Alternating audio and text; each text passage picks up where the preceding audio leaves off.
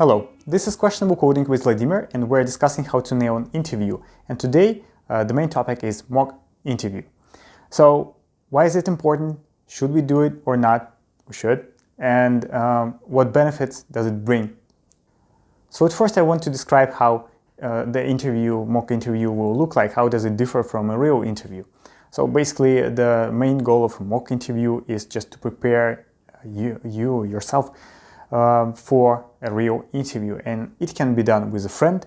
It can be done in a company where you don't plan to proceed, but I don't recommend to pick that option because it's time waste for many people. And it can be a platform like Pramp where you are matched with random people and you interview each other. So each one of us will have a task to prepare, and we'll interview another person, and that person will interview us in return. And that's very useful. And let's discuss why it's so useful.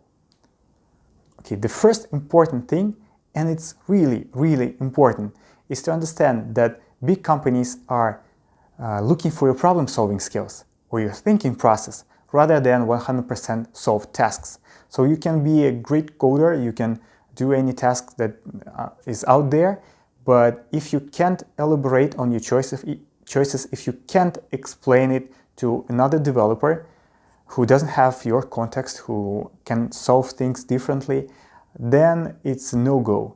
So you need to pay a lot of attention to your speaking skills, how you deliver the information that you have from your mind to another mind without jumping from one thing to another. And it's very hard. It's very hard to do two things simultaneously, to solve and to explain. So yeah, you basically need to master both. And for that, you need mock interviews because you have another person and you communicate your thoughts as you will do it on a real interview. Another thing that is also pretty important is coping with your stress. So when you have an interview, it can be very stressful for many people. For example, there is a point in time when you are waiting for an interview to begin and you're waiting for some peer to connect to your room, and this is like final countdown and you feel very anxious, and it can do harm to your interview performance. So how can we cope with that? First of all, we need to expose ourselves to a number of interviews, so this process seems more or feels more ordinary. And after a while, after, 30 interviews, it depends on the person, of course, maybe 50 mock interviews, you'll feel that that it's a very general thing for you, that you are more bored than excited because you are waiting for a person to join. So we're building confidence on that stage. And also there is another stage when you are given a task that you never heard about.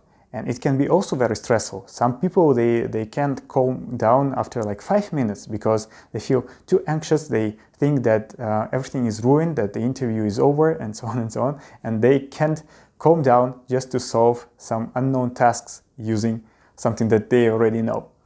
And also to cope with that, to overcome this anxiety or to reduce it, you need to expose yourself to such situations. And when you have a mock interview and you are not aware of the problem you will be given, you have a lot of situations when you don't know the problem. Another thing which may seem minor but helped me a lot is just watching other people solving the same stuff that you already solved. And they may have different approaches, they may explain it in a different way, they can pay attention to things you never thought about, and you will be learning a lot. And also there are some people who are much more skilled than you are, and during your session they will just guide you, they will teach you. Some people are ready to pay, maybe 300, maybe 500 for a lesson like that, and you'll get it for free because another person is willing to share. He or she also practice their knowledge because they are delivering that knowledge to you. And it can be an inverse process when you meet a person who is less skilled than you do, and you gain a lot of confidence, you explain the material that you are already familiar with, you polish your skills, and you help another person. So it's also a great collaboration between two people.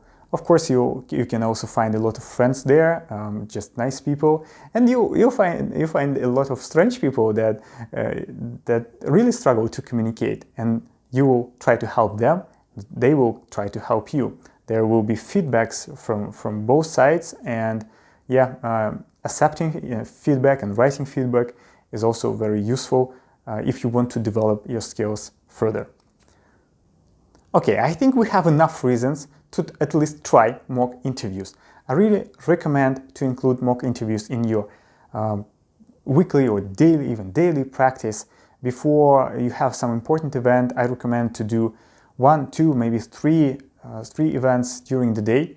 It will require like 1 hour. It takes some time to prepare, it takes some time to cool down from that, but still it will be extremely useful, probably much more useful than doing just simple tasks on your own, or any tasks on your own. So yeah, please keep it in mind. Please at least try some platform like Pramp. It's free. I think you'll get a lot of experience just by trying it once or twice. I don't think it's a good idea to go to an important interview without this feeling, without even the general idea of what to expect there, and mock interviews will give you correct expectations. You will feel almost the same during a real interview comparing to a mock one. So yeah, please try it. Please subscribe if it was useful. Write some comments if you need some additional information, and see you next time in the next video. Thank you for your attention.